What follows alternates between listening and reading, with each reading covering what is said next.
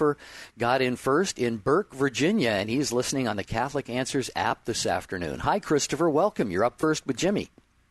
Hey, guys. Thanks. So, Jimmy, my question is what are we required to believe as Catholics about the historical claims of the Old Testament?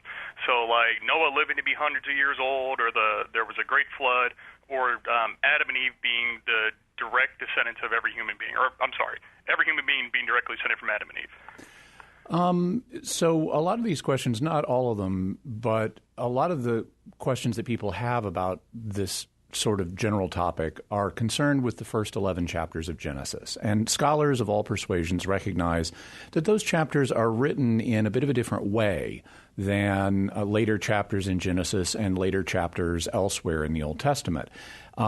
This is something, for example, that Pope Pius XII commented on back in his 1950 encyclical Humanae Generis. And he noted that these first 11 chapters pertain to history in a certain sense, but it's not the same sense that we find in the historical writings, he says, of the Greek and Latin historians or the historians of our own day. The way that history gets written has changed over time. There are different conventions that are employed in different ages. And so he notes that these although they do pertain to history in a certain sense, he says that sense needs to be further studied by scholars, and that it uses in various places simple and metaphorical language that's suited to the mentality of a people but little cultured, in his words. So the ancient Israelites, they're at the beginning of their civilization, and they still were a largely agrarian society. In fact, they had been semi-nomadic and had only become settled at a fairly recent point in their history. That's why you find expressions in the Old Testament, even after they become a settled people, like, "To your tents, O Israel," meaning to your houses, go home, even though they're no longer living in tents. That semi-nomadic traveling lifestyle was something that was still with them. And so they were in an early stage of civilization, and so one would expect things to be written in a different way. As their civilization grew and became more sophisticated, so, for example, by the time of the United Monarchy, where you had the kings David, Saul, and Solomon reigning over the kingdom, they had begun to keep court records. And so at that point in their history, we start to find historical writings that are much more like the ones that would be produced by other ancient historians, because it was easy for the compilers of those books, like 1 Samuel, 2 Samuel, 1 Kings, 2 Kings, the books of Chronicles, and so on. It was much easier for them to consult court records and get, exact details and so forth. And so you really get a higher degree of sophistication and literalness in the writings beginning at that period.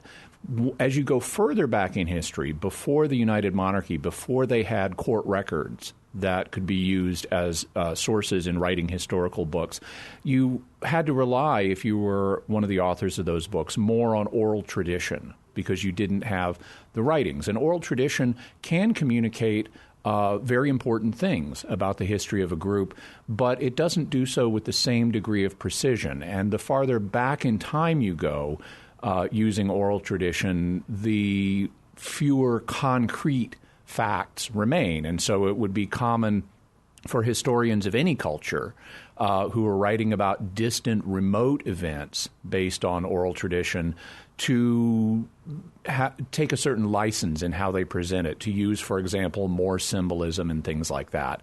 And so, in essence, that's why the earliest chapters of Genesis are so different than what comes later. After the patriarch Abraham comes on the scene, the style of history changes, and then it changes again as we get closer to the United Monarchy. In terms of what specifically, specific events, are we required to believe, or how has the Church looked at them from those early chapters?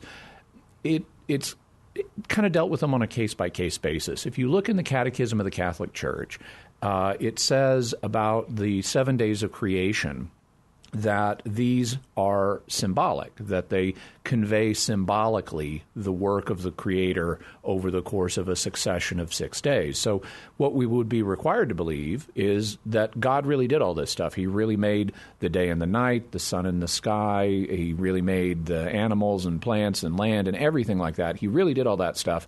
But because of the remoteness of the period, these truths are framed for us in a symbolic way that is not meant to be taken fully literally, according to the Catechism. Something similar is said when it comes to reading the account of the fall in Genesis 3. It says that the Catechism says that the account of the fall uses symbolic language to convey an event that really did happen at the beginning of our race and that has subsequently marked the entire course of our race, where our first parents turned away from God, and that led to the subsequent course of human history. The Church really hasn't said, in terms of Noah, exactly what one would be required to believe, either regarding his age or regarding what exactly the flood was.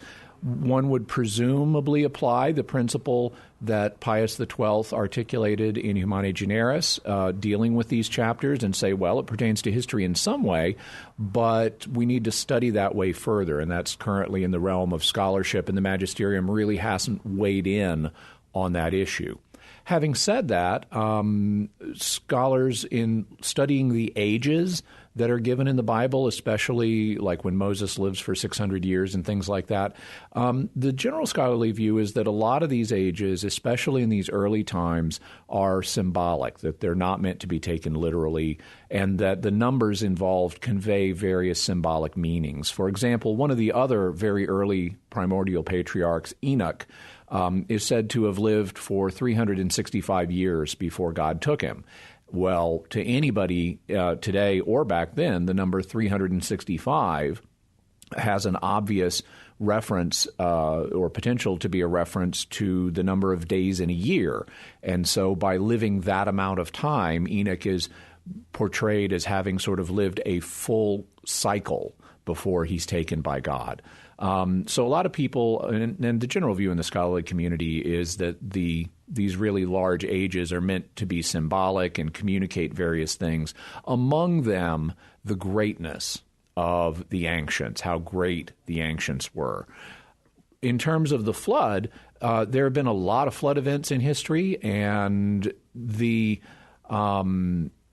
general view in the scientific community is that we don't have good evidence for a universal flood, but it's been pointed out that that's not actually required by the text of Genesis, that the way the flood is described there, it says God destroyed Haaretz, the land, but that doesn't mean the entire world necessarily, just the Holy Land or the Promised Land. So there are various ways of looking at this. The basic principle, though, is we need to accept that these things, do apply to history in some sense, and they do contain important truths that we need to be aware of. But in terms of the particulars, it's something that's still under study, and the magisterium hasn't weighed in on every question people have about these passages.